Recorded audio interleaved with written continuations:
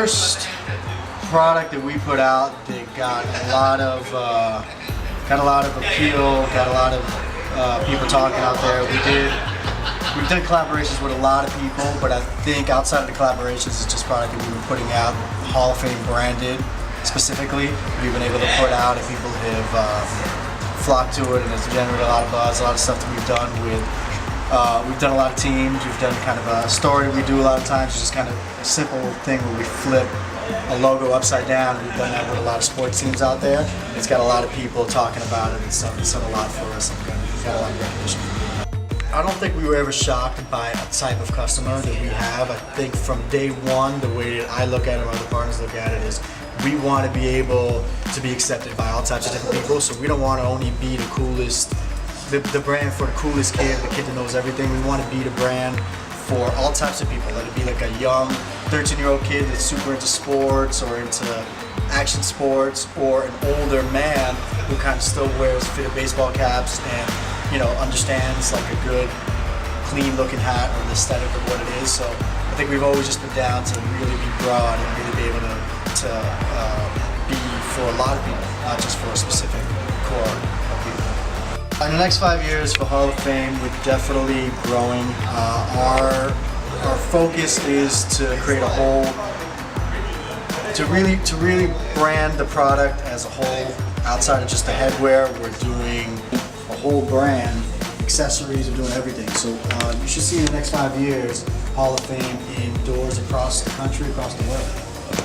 It's all about having the information out there for people to be able to look at, for people to be able to digest, talk about. So we definitely focus on all the projects, all the things that we do to capture them either on video or in pictures, and to put those things out there. And we really want to focus on putting them out there in the right way. I guess my background in growing up and the people that I was around and associated with, I kind of grew up in Southern California and always had a love, and what I did every day was skateboarding, and taking a lot from that. It's kind of like a do-it-yourself attitude that a lot of people take. So I think that was always ingrained in me growing up, and it was kind of one of those things where I never really wanted to work for anybody or conform to what other people wanted to do. So it's one of those things where the only way to do that was to create our own thing, and this is what we knew, this is what we lived, so this is what I'm going to do. I think we have, we're growing as a company, we're putting together a bigger team. So anyone who's down with us and they aspire to do more of their own thing, either to create a company or do photography or be a filmmaker, whatever that may be, I think we always support them. We want anyone who's down with us to be able to shine in their own respect and do whatever they want to do to be as successful as they can be doing those things. Saying that the art is more important than the money, I think it always sounds nice, but I think you can't really do the art without making the money. So I think sometimes you have to maybe do some things that you don't think are maybe the best, or you don't think maybe are exactly what you want to do. But those are the things you have to. It's tough, man. It's tough. Those are decisions you have to make.